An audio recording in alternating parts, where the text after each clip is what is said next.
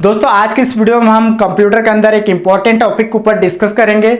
उस टॉपिक का नाम है वेब ब्राउज़र। दोस्तों आप लोग एंड्रॉयड फ़ोन का यूज़ करते होंगे या फिर आप लोग लैपटॉप का यूज़ करते हैं या फिर आपके पास कोई डेस्कटॉप है। तो दोस्तों अगर आप उसमें इंटरनेट का यूज़ कर रहे हैं तो उसमें आपको वेब ब्राउज़र की ज़रूरत पड़ती है। तो दोस्तों इस वीडियो में आप लोगों को बताऊँगा कि वेब ब्राउज़र क्या होता है, वेब ब्राउज़र इंटरनेट के अंदर किस तरह से वर्क करता है। इन सारी चीज़ों के बारे में डिटेल से आप लोगों को बताने वाला हूँ। आपको मेरे साथ वीडियो के एंड तक बने रहना जरूरी है। तो चलिए दोस्तों बिना टाइम वेस्ट किए आज यहाँ क्लास स्टार्ट करते हैं। दोस्तों सबसे पहले हम जानते हैं वेब ब्राउज़र का मतलब क्या होता है, उसका मीनिंग क्या होता है, एक्चुअल में उसका मीनिंग क्या होता है। दोस्तों वेब ब्राउज़र दो शब्द से मिलकर बना है। जैसा कि आप लोग देख पा रहे हैं वेब ब्राउज़र मुख्य रूप से दो शब्द से मिलकर बना है, जिसका दोनों का अलग अलग अर्थ होता है। जहां पर वेब का मतलब होता है इंटरनेट, वेब का मतलब क्या होता है इंटरनेट, और ब्राउज़र का मतलब होता है ढूंढना, ठीक है, या सर्च करना, ठीक है। जहां पर वेब का मतलब होता है इंटरनेट और जो ब्राउज़र होती है उसका मतलब होता है इंटरनेट पर किसी भी चीज को सर्च करना या ढूंढना। तो वेब ब्राउज़र का एक्चुअल मीनिंग ये है, ठीक है। तो जो वेब ब्राउज़र है दोस्तों आप लोगों ने देखा होगा गूगल क्रोम। गूगल क्रोम आजकल जो एंड्रॉयड फ़ोन है उसमें यूज़ किया जाता है अक्सर, या फिर आपके पास लैपटॉप है उसमें भी आप गूगल क्रोम का यूज़ कर सकते हैं, या फिर डेस्कटॉप है, ठीक है, उसमें भी गूगल क्रोम का यूज़ कर सकते हैं। या फिर आप लोगों ने देखा होगा मोजिला फायरफॉक्स, ठीक है, या फिर आप लोगों ने देखा होगा ओपेरा, या फिर इंटरनेट एक्सप्लोरर। इंटरनेट एक्सप्लोरर ये क्या है, ये सब क्या है, वेब ब्राउज़र है, ठीक है।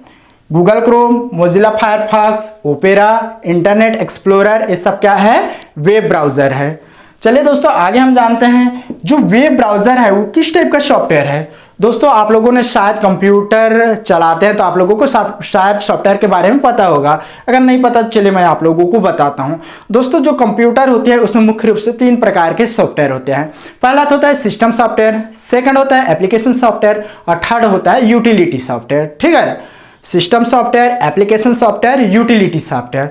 तो दोस्तों जो वेब ब्राउज़र है वो किस सॉफ्टवेयर के अंतर्गत आता है, एक एप्लीकेशन सॉफ्टवेयर के अंतर्गत आता है। दोस्तों अगर आपके सिस्टम में, आपके डिवाइस में एप्लीकेशन सॉफ्टवेयर नहीं है तो भी आपका डिवाइस रन करेगा, चलेगा, उस पर आप वर्क कर सकते हैं।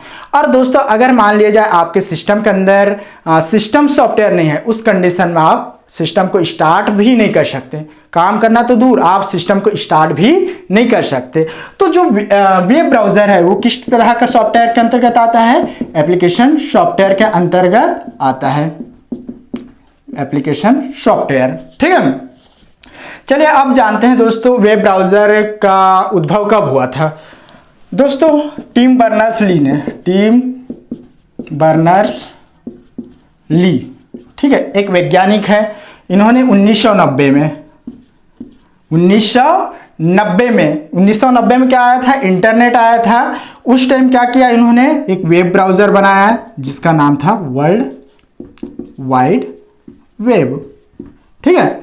टिम बर्नर्स-ली ने 1990 में एक वेब ब्राउज़र बनाया था जिसका नाम था क्या था, वर्ल्ड वाइड वेब, ठीक है। और जो इंटरनेट का उद्भव कब हुआ था, 1990 में।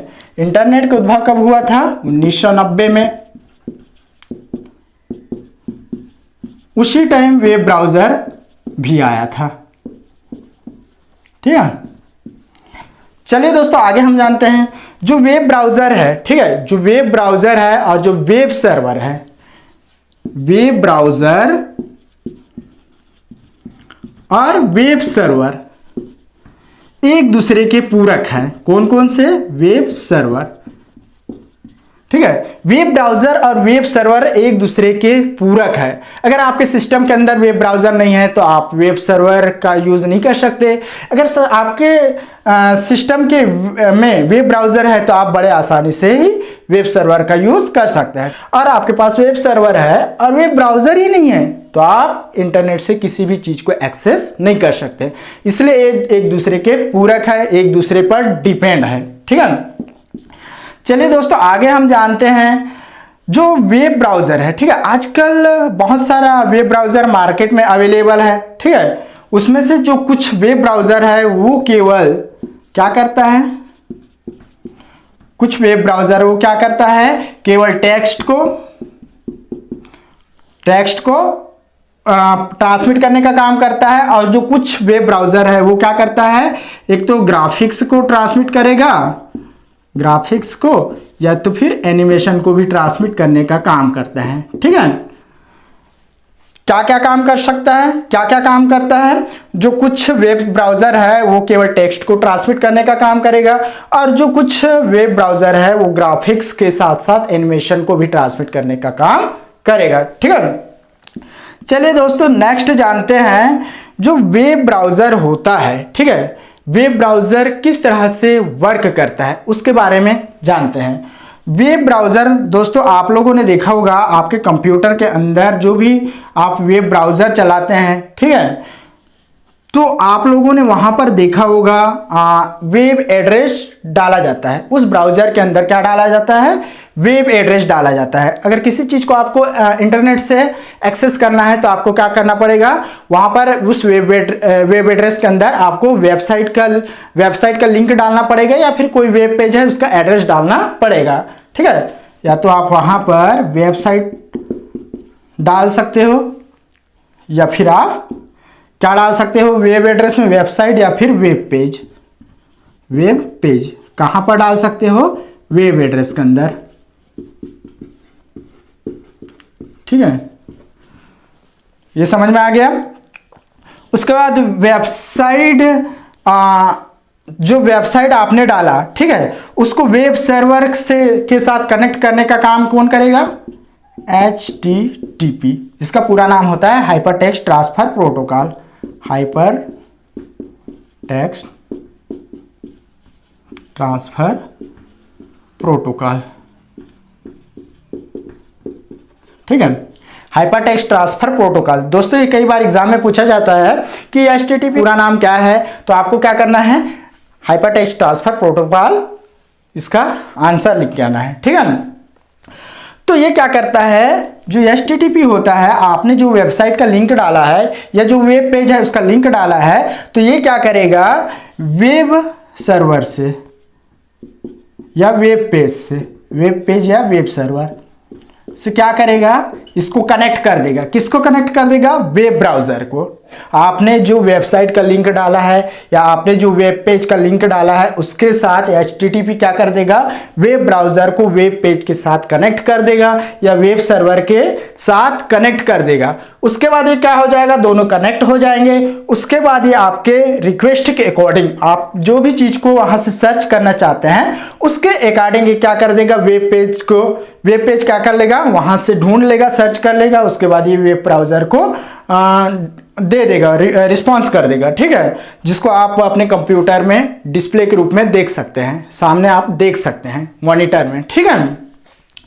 तो इस टाइप के यहाँ पर वर्क होता है इस इंटरनेट के अंदर।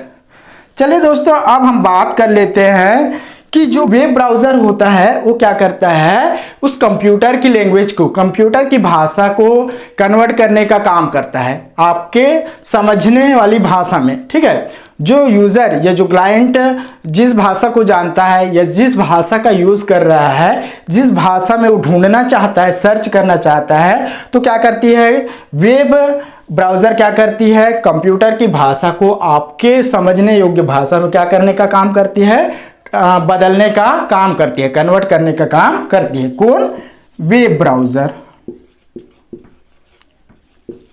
ठीक है, किसको, लैंग्वेज को, ठीक।